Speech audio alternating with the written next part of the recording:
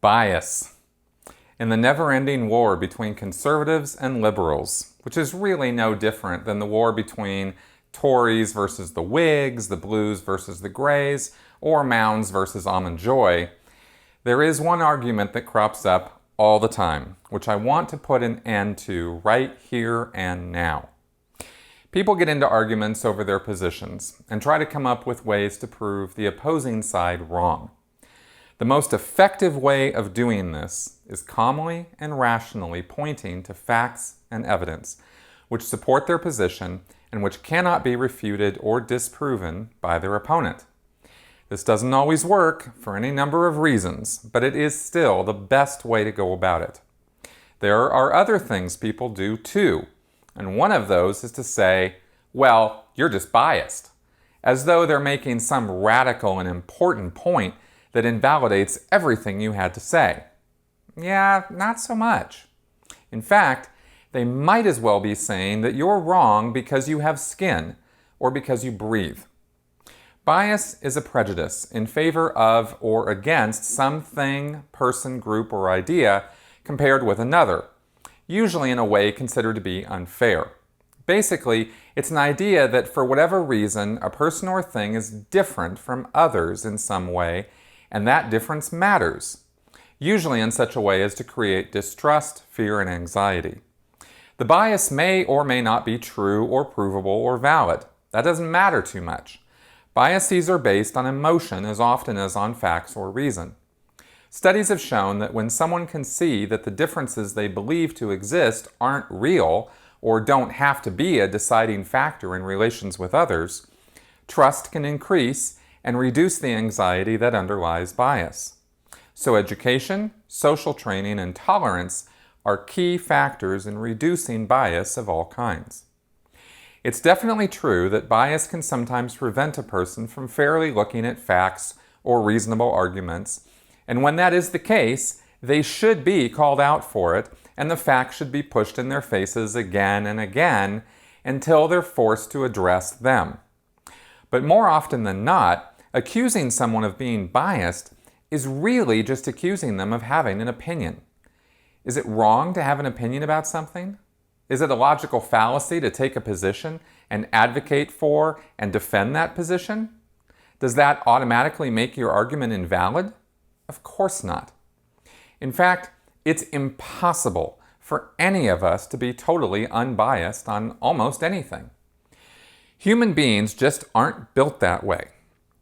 We are practically walking bias machines, every one of us, packed with ideas, opinions, and attitudes about anything and everything, whether we actually know what we're talking about or not. One of the most amazing things about us, actually, is that we are capable of having opinions about things we know all but nothing about. You'd think there would be some kind of evolutionary mechanism in our brains that would keep us from getting in trouble all the time by putting our mouth on lockdown when we start talking about stuff we're wholly ignorant of. Yet instead, we're built exactly the opposite. And there are too many people who are actually proud to mouth off about things they know nothing about. When people in the know hear those people, well, let's just say it can be pretty frustrating. And it's not like we're even aware of all of this. Most of our biases are buried deep, and we don't even realize we have them.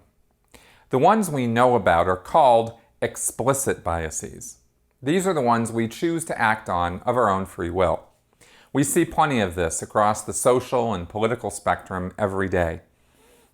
When these words or actions conflict with our own biases, we usually become upset and disagree.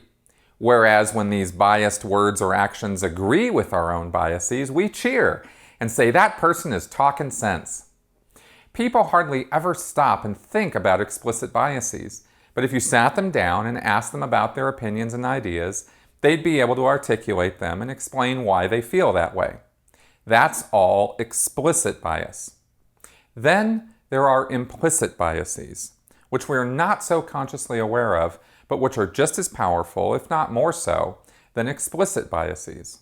Also known as implicit social cognition, implicit biases operate at a subconscious level.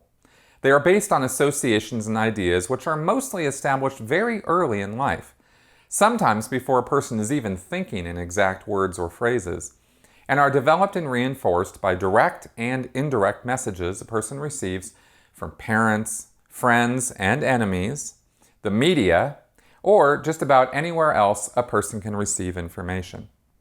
According to the Kirwan Institute for the Study of Race and Ethnicity at Ohio State University, a few key characteristics of implicit biases include: they are pervasive.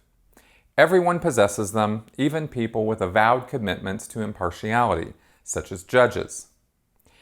Implicit and explicit biases are related but distinct mental constructs. They are not mutually exclusive and may even reinforce each other. The implicit associations we hold do not necessarily align with our declared beliefs or even reflect stances we would explicitly endorse. We generally tend to hold implicit biases that favor our own in-group, though research has shown that we can still hold implicit biases against our in-group. Implicit biases are malleable.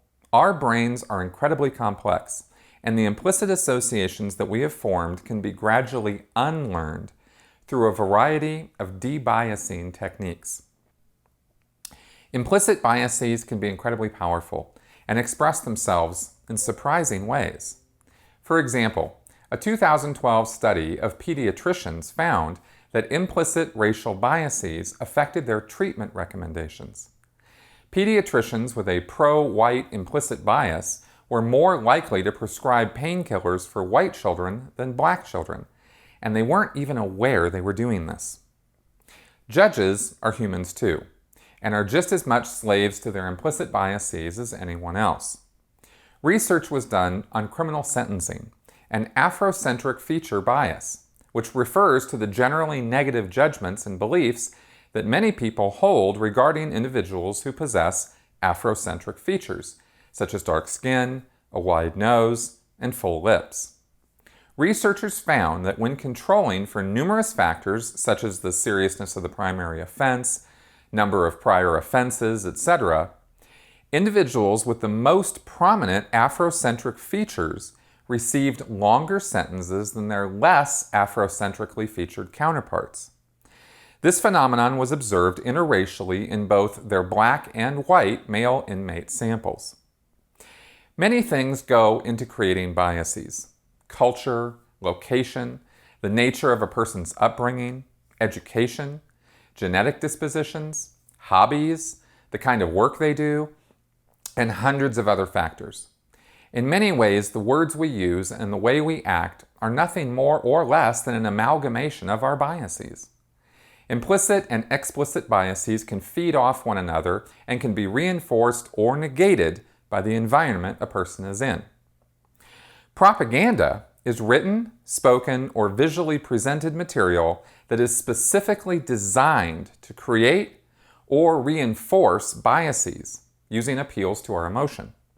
This is why it is so important when watching the evening news or advertising or listening to politicians speak that we be very aware that we are not watching objective presentations. We're watching things which are designed to influence our decision-making processes, to get us to like or dislike whatever it is that is being talked about. When you're watching a politician speak, it's not just the words they say that influence how you feel and what you think about his statement. The color of his shirt, his jacket, his tie, whether he's even wearing a tie, the words and phrases and colors on any backdrop he's standing in front of, the way his hair is combed, his ethnicity and mannerisms. All of these are part of the message. There are media consultants who are paid good money to decide on each of these things every time that politician goes before a camera or makes a public appearance. All of this is overtly manipulative, but most people don't think twice about any of it. Yet these little things add up to feed on our biases and sway our decisions. These are not things to just ignore and think, well, none of that influences me. If you think that, I'm sorry, but you're simply wrong. There's been a lot of research done on our biases, and more methods are under development every day. Some of this research is being done to understand our biases, while other research is being done to exploit them. A person who is being honest and self-aware can talk openly about their explicit biases, but pulling out the implicit ones requires much more thorough and careful questioning. So the bottom line on this is not that it's good or bad or sideways to have biases. That's like making a value judgment about breathing. It's a fact of life for all of us that we have things we like, we have things we hate, and we have things we're wholly indifferent about. There is nothing we can do about that, and not every bias a person has is wrong or bad or awful. We learn pretty early to have an explicit bias against very hot metals, because when we put our hand on the stove, it hurt a lot. That's not a harmful bias. But there are many biases we have which do form the backbone of intolerance, hate, and social discord. In order to get along, it's important that we recognize these and act to temper their influence on our thinking, words, and actions. It's a very valuable lesson in critical thinking to learn to do this. Purposefully exposing ourselves to alternative points of view, listening to what other people have to say and asking them why they think that way, acknowledging that there are some subjects which don't have right or wrong answers, but just different ideas. All of these are good ways to overcome explicit biases, and even battle some of our negative implicit ones too. Telling someone they're biased is generally not a good approach in an argument, any more than telling them that they think and therefore they're wrong. It's always better to argue the subject being discussed than to make it personal to the person you're arguing against anyway. People are complex and have lots of different ideas. Many of those ideas we can probably agree with, even if we have strong disagreements on one or two things. So when discussing those points, stay on topic and stay off the person themselves. In the long run, this is the only way you will ever change their mind anyway.